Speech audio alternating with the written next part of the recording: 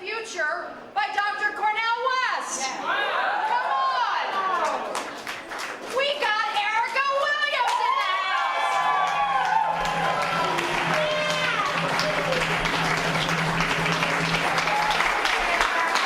Thank you so much. What an introduction. And I don't know how I've been given the privilege and challenge of following Van Jones, but I will take it. I'm really honored to be here tonight.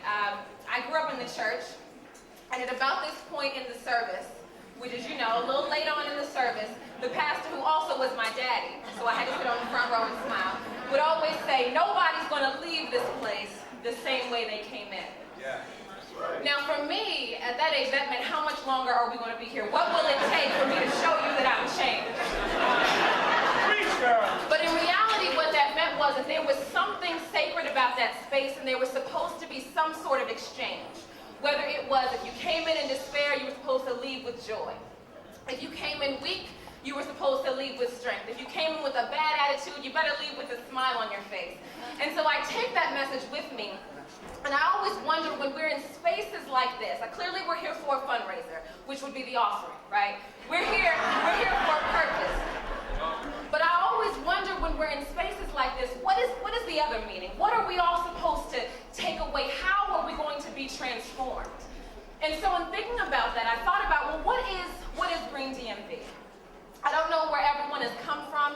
Some may come to this space from the straight up traditional environmental movement where you're very interested and passionate about being a good steward over this earth, and you somehow stumbled upon the reality that you can't do that without thinking about people.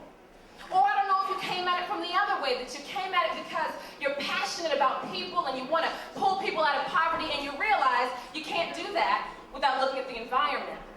But wherever you came from, when I think of Green DMV, it's very personal. I'm a DMVer for life. I was born here. Well, I claim everything but Baltimore, but that's okay, that's okay. I'm just playing. I'm playing. I love Baltimore. All of the D, all of the M, and all of the B. But when I think about it, this is not Green DMV isn't a slogan.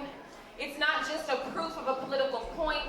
It's not just an economic strategy. Though if you're smart, you recognize it actually is all three of those things as well. It's really about people. I close my eyes and I think of my relatives. Those people who are underemployed or unemployed in the area. I think of the children that my aunt, she's been a DC public school teacher for 25 years, and the second graders that come into her classroom year after year after year have struggled with the same backgrounds, some of the same challenges, have come from the same neighborhoods, and yet and still all have that same desire to learn, and to learn something that can help them change the world. I think about Anacostia, right? When I think about Green DMV, I'm thinking about people. And that's the core of why we're here tonight. We're not just here to raise money. We're not just here to schmooze. We're not just here to see Van, although I'm so happy to see him. We're actually here to be part of a movement. And I know you all get that. So when I think about how I want each and every one of you to leave transformed, is to remember that not only is this a local movement, right? Not only can I think about my relatives and where you all live and my family and our friends, but what Van showed us is that this is a piece, a small piece of a movement that is sweeping the nation. So when we contribute our time and our resources to Green DMV, we are contributing a little piece of who we are to recreating this country, to re-envisioning what the future looks like for me and for you and for our children. And that's why I'm honored to be a part of it. I'm so happy that you all are here. Thank you so very much.